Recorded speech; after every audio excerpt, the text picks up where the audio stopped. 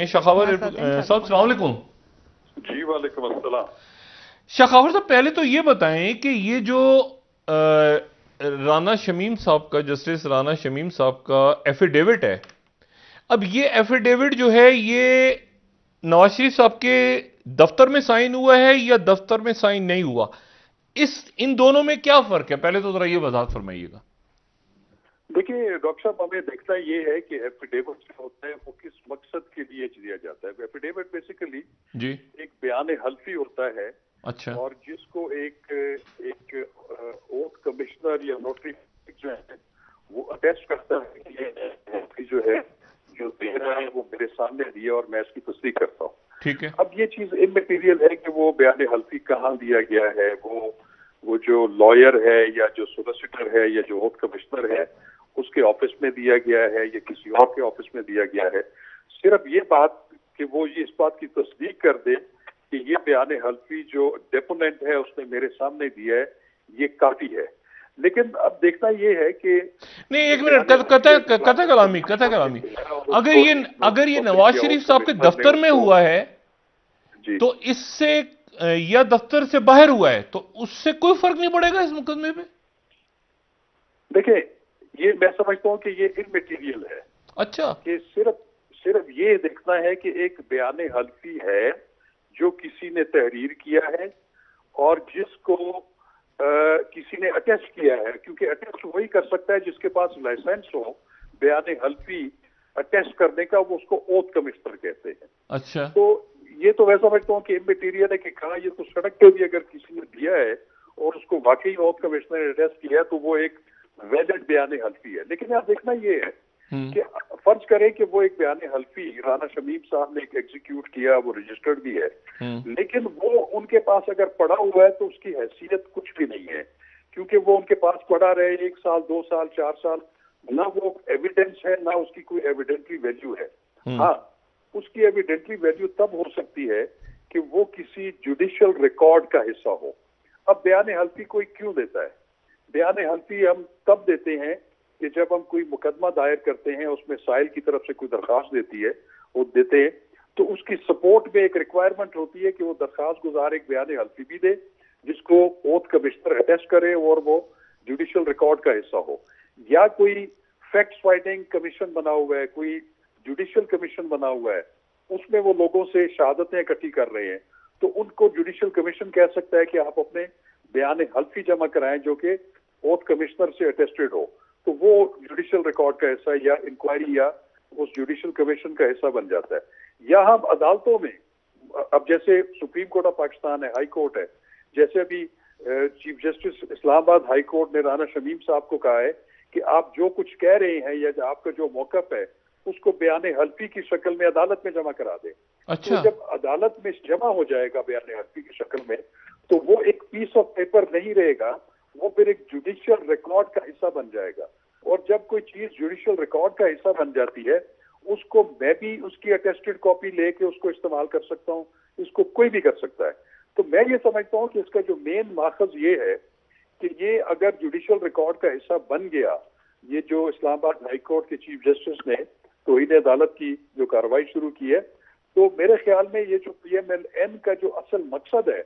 इस बयान हल्फी को लिखने का, वो पूरा हो जाएगा, क्योंकि उससे फिर वो उसको ज्यादा इम्कान ये है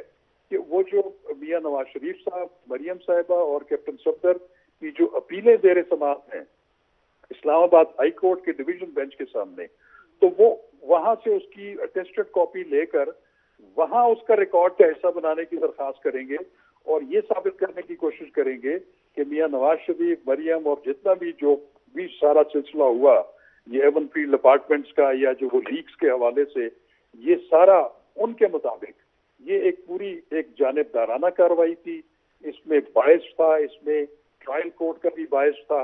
और इसमें तमाम चीजें जो है ये बायस का हिस्सा हैं।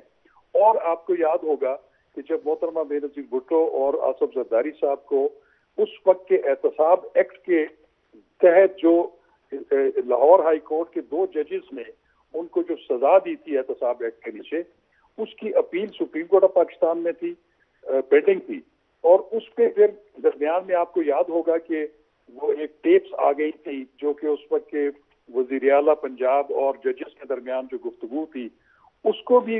حصہ بنایا گیا سپریم کورٹ کے ریکارڈ کا، جو کہ ایس سی ایس کوٹیکنا کی اپیلیں جہاں سے زیر سماعت تھی. اور آپ نے دیکھا کہ وہ ایس سی ایس کوٹیکنا کی جو اپیلیں تھی وہ اس سے جو احتساب عدالت کا فیصلہ تھا اس کو سیٹ اسائڈ کیا گیا، ان کو ریمانڈ بیک کیا گیا، اور اس میں یہ آبزرویشن دی گئی کہ یہ جو پوری کارروائی احتساب کورٹ میں تھی اس میں جانبداری کا عنصر جو ہے وہ بالکل عمر کے سامنے آ رہا تھا. شخاور صاحب قطع کلامی، یہ جو ایفیڈیوٹ ہے اس کو آپ کہہ رہے ہیں کہ یہ پڑھا رہے، لیکن عدالت یہ کہہ چکی ہے کہ اس ایفیڈیوٹ کو جمع کروایا جائے. جی بالکل، عدالت تو بالکل کہہ رہی ہے ان کو. اچھا، تو اگر یہ عدالت کہہ رہی ہے اور وہ جمع کروا دیتے ہیں، یعنی کل غالباً سماعت ہے اس کیس کی یا جب بھی، تو وہ جمع کروا دیتے ہیں تو وہ عدالتی ریکارڈ کا حصہ بن جائے گا. آف کورس وہ تو عدالتی ریکارڈ کا حصہ بن جائے گا. اچھا، وہ کہیں بھی لکھا گیا ہو، اگر وہ نواز شریف صاحب کے گھر میں لکھا گیا آفس میں، اس سے کوئی فرق نہیں پڑتا اگر وہ بیان حلفی. دیکھیے میں آپ کو ڈاکٹر صاحب ایک مثال دیتا ہوں. جی، قانونی شہادت آرڈر کے تحت کوئی بھی ایک فوٹو کاپی جو ہوتی ہے کسی بھی ریکارڈ کی وہ ایڈمیسیبل نہیں ہوتی ایویڈنس پہ. اچھا، لیکن اگر وہ اس کو کسی کو کنفرنٹ کروایا جائے اور وہ ایون فوٹو کاپی بھی عدالت اس کو ریسیو کر لے تو اس کو بھی ایک ایڈمیسیبل ایویڈنس کے طور پر لیا جائے گا. تو اب یہاں پہ بات یہ ہے کہ جیسے میں نے پہلے کہا کہ اس ایفیڈیوٹ کی، اس بیان حلفی کی کوئی حیثیت نہیں تھی جب تک کہ اس کے لاکر میں پڑا رہتا، ان کے پاس پڑا رہتا. اس کی کوئی میں نہیں سمجھتا کہ اہمیت ہے. اس کی اہمیت اس وقت شروع ہوگی کہ وہ جب کسی بھی جوڈیشل ریکارڈ کا حصہ بن جائے گا، اور جو چیز جوڈیشل ریکارڈ کا حصہ بن جاتی ہے وہ پبلک ڈاکومنٹ ہے، اور اس پبلک ڈاکومنٹ کی تصدیق شدہ نقل کوئی بھی حاصل کر سکتا ہے. اچھا، یہ جب ریکارڈ کا حصہ تو پھر بنا رہی ہے نا عدالت، جب منگوایا ہے ان سے تو یہ بنے گا پھر حصہ. آف کورس یہ تو اس سے بن جائے گا. اچھا، یہ حصہ بن جائے گا. اچھا، یہ بتائیں کہ کیا اس کا فائدہ اس صورت میں ہو سکتا ہے، میں بالکل ایک آپ سے کھل کے سوال کر رہا ہوں، کیا اس کا فائدہ اگر یہ نواز شریف صاحب یا مریم نواز صاحبہ یا مسلم لیگ نون یہ اسٹیبلش کر دیتی ہے کہ یہ یعنی کسی بھی طرح سے کیا سزاؤں، یہ نااہلیت کی سزائیں ختم ہو سکتی ہیں کہ کوئی بھی ایسا قانونی رستہ ہے؟ یہ ہے کہ ایک بات آپ کو ایک ذہن میں رکھنی چاہیے جی، کہ جو کہ ایون فیلڈ اپارٹمنٹ کے جو فیصلہ جنہوں نے دیا تھا ارشد ملک مرحوم جج صاحب نے، جی، انہوں نے بھی جو ایک پریس کانفرنس ان کی جو ٹیپ سامنے آئی تھی اور انہوں نے بھی ایک بیان حلفی جو ہے وہ اسلام آباد ہائی کورٹ میں دیا تھا، اور وہ بھی اپیلوں کے ریکارڈ کا حصہ بن چکا ہے. تو میں سمجھتا ہوں کہ یہ پی ایم ایل این کی ایک سیاسی اور کہ اس کو بھی اسی اپیلوں کے ریکارڈ کا حصہ بنا دیا جائے، اور وہاں پہ یہ ثابت کیا جائے کہ یہ جو ٹرائل کورٹ تھی ارشد ملک صاحب مرحوم نے جو فیصلہ دیا تھا وہ بھی دباؤ کا. ہیلو، اچھا جی، لائن ڈراپ ہوئی، ادھر لائن دوبارہ ملے گا. اچھا، یہ تو بڑی انٹرسٹنگ بات شاخاور صاحب کر رہے ہیں. ذرا ٹیلی فون لائن دوبارہ ملائیے گا اگر بات ہو سکے. جی جی، ملا رہے ہیں سر. پہلی بات تو وہ کہہ رہے ہیں کہ جی کوئی فرق نہیں پڑتا اس سے کہ یہ جو ہے یہ نواز شریف صاحب کے دفتر میں ہے یا باہر ہے، تو یہ بات انہوں نے کی. دوسری بات یہ کہہ رہے ہیں کہ اس کو عدالتی ریکارڈ کا حصہ اگر یہ بن گیا تو اس کے بعد جو ہے وہ اس طرح سے مسلم لیگ نواز اس مقدمے کو لے کے چل سکتی ہے جس طرح بے نظیر بھٹو صاحبہ اور زرداری صاحب کے وہ درمیان میں کیسٹ آ گیا تھا، جو کہ ملک قیوم صاحب کی گفتگو ہو رہی تھی غالباً، جس میں شہباز شریف صاحب کے ساتھ تھی یا جو بھی اس میں یا ان کے ساتھ تھی، میرے خیال سے سیف الرحمان صاحب کے کوئی ایسا کیسٹ آیا تھا درمیان میں. تو اس کے نتیجے میں پھر عدالت نے اس فیصلے کو ختم کر دیا تھا، وہ کوٹیکنا والا فیصلہ. اور اس میں یہ کہا تھا کہ اس میں شاخاور صاحب جی شاخاور صاحب السلام علیکم دوبارہ. جی وعلیکم السلام. اچھا نہیں شاخاور صاحب، مجھے آپ یہ بتائیں کہ کیا یہ نااہلیت کی سزائیں ختم ہو سکتی ہیں؟ سیدھا سوال. جی نااہلیت کی جہاں تک وہ ہے میں آپ کو بتاتا ہوں، وہ تو ان کی نااہلی تو جڑ جاتی ہے جب کسی بھی شخص کو کوئی سزا ہو جاتی ہے تو وہ تو نااہل ہو جاتا ہے. لیکن یہاں پر دیکھنا یہ ہے کہ میاں نواز شریف صاحب کو جو نااہل قرار دیا تھا وہ سپریم کورٹ آف پاکستان کے 5 رکنی بینچ نے قرار دیا تھا کہ جب وہ ان کے خلاف یہ جو پیناما لیکس کے حوالے سے سماعت چل رہی تھی کہ اچھا جس میں انہوں نے کہا تھا کہ انہوں نے جو ایک اپنے بیٹے سے جو تنخواہ لینی تھی، اگر اس کو انہوں نے اپنے اس میں ریٹرنز میں یا اپنی اسٹیٹمنٹ میں شو نہیں کیا، تو وہ چونکہ کنسیلمنٹ آف فیکٹ تھا، اس لیے جو بندہ کنسیل کرتا ہے کسی بھی چیز کو تو وہ جو ہے نااہل ہو جاتا ہے کوئی بھی ممبر پارلیمنٹ بننے کے لیے، آرٹیکل 62(1)(f) کے تحت ان کی نااہلی ہوئی تھی۔ لیکن ایک چیز میں آپ کو یہاں بتاؤں کہ سپریم کورٹ آف پاکستان میں بہت عرصے سے کچھ 5-6 پٹیشنز پڑی ہوئی ہیں جو کہ اس نقطے پر ہیں کہ جو آرٹیکل 62 اور 63 کے تحت جو لوگ نااہل قرار دیے جاتے ہیں ممبر پارلیمنٹ بننے کے لیے، تو اس میں بہت ساری شکیں ایسی ہیں جو کہ وقت کے ساتھ نااہلیت ختم ہو جاتی ہے۔ مثلا اگر کوئی قومی اسمبلی کا ممبر یا سینٹ کا ممبر کوئی غیر ملکی شہریت اگر ایکوائر کر لیتا ہے تو وہ آرٹیکل 63 کے تحت نااہل ہو جائے گا، اور اگر کسی کو توہین عدالت میں کسی کو سزا ہو جاتی ہے تو سزا کمپلیٹ کرنے کے 5 سال کے بعد وہ پھر اہل ہو جائے گا، جیسے یوسف رضا گیلانی صاحب کے کیس پہ ہوا۔ اچھا یا کسی کو فوجداری مقدمے میں کوئی سزا ہو جائے اور اس میں بھی 5 سال پورے ہو جائیں تو وہ پھر 5 سال پورے کرنے کے وہ 5 سال کے بعد وہ آئین کے تحت دوبارہ جو ہے وہ اہل قرار دے دیا جاتا ہے۔ تو اس پہ already supreme court of Pakistan کچھ پٹیشنز میں لیو گرانٹ کر چکی ہے، اور یہ میرا خیال ہے کہ میاں نواز شریف صاحب کی طرف سے بھی امکان ہے کہ ایسی پٹیشن آ جائے اور انہی پٹیشنز کا حصہ بن جائے، یا جو جہانگیر ترین صاحب ہے وہ بھی اسی قسم کی ایک پٹیشن لا سکتے ہیں۔ سپریم کورٹ بار بھی لا رہی ہے پٹیشن، میٹر پینڈنگ ہے، سپریم کورٹ بار بھی لا رہی ہے۔ سپریم کورٹ آف پاکستان ایک بینچ تشکیل دے کر اس نقطے کی وضاحت جو ہے وہ کر سکتا ہے کہ کیا کسی کو ایک فیکٹ چھپانے کے جرم میں تعمر جو ہے وہ نااہل قرار دیا جا سکتا ہے یا نہیں دیا جا سکتا۔ اچھا، سپریم کورٹ بار ایسوسی ایشن بھی لا رہی ہے پٹیشن؟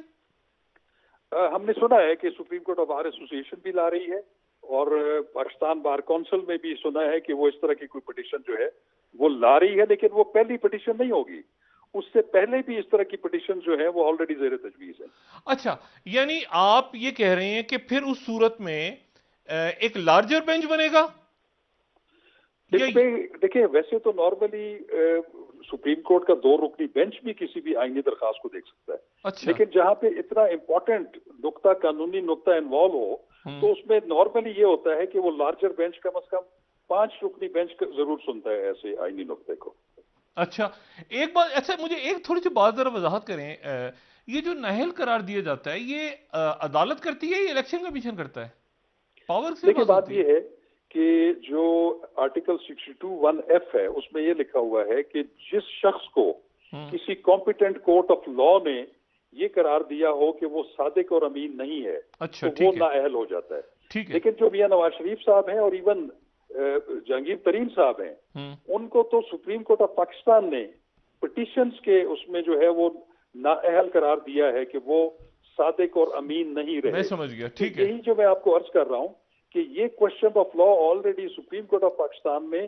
پینڈنگ پڑا ہوا ہے، جس پہ سپریم کورٹ آف پاکستان نے لیو بھی گرانٹ کی ہوئی ہے کہ ہم اس نقطے کو دیکھیں گے۔ تو اس کے لیے میں سمجھتا ہوں کہ ابھی اگر پاکستان بار کونسل ایسی پٹیشن لے کے آتا ہے یا سپریم کورٹ بار لے کے آتی ہے تو اس کا غالب امکان ہے کہ وہ آلریڈی پینڈنگ پٹیشنز اور نئی پٹیشنز یکجا ہو کر اس کے لیے کوئی بینچ تشکیل دیا جائے اور اس آئینی نقطے کی وضاحت کے لیے جو ہے وہ سماعت ہو اور اس کا فیصلہ کر دیا جائے۔ اچھا شخاور صاحب، ایک سیدھا سوال آپ سے، کیا نواز شریف صاحب اور مریم نواز صاحبہ کی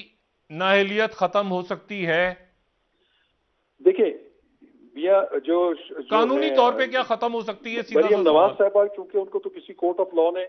ویسے نہیں کیا، ان کو تو ایک اکاؤنٹیبلٹی کورٹ نے سزا دی ہے، اچھا، جس کے نتیجے میں وہ نااہل ہیں۔ اگر وہ کل اس میں سے بری ہو جاتی ہیں تو وہ نااہلیت تو آٹومیٹیکلی ختم ہو جائے گی۔ اچھا، لیکن جہاں تک نواز شریف صاحب کا تعلق ہے،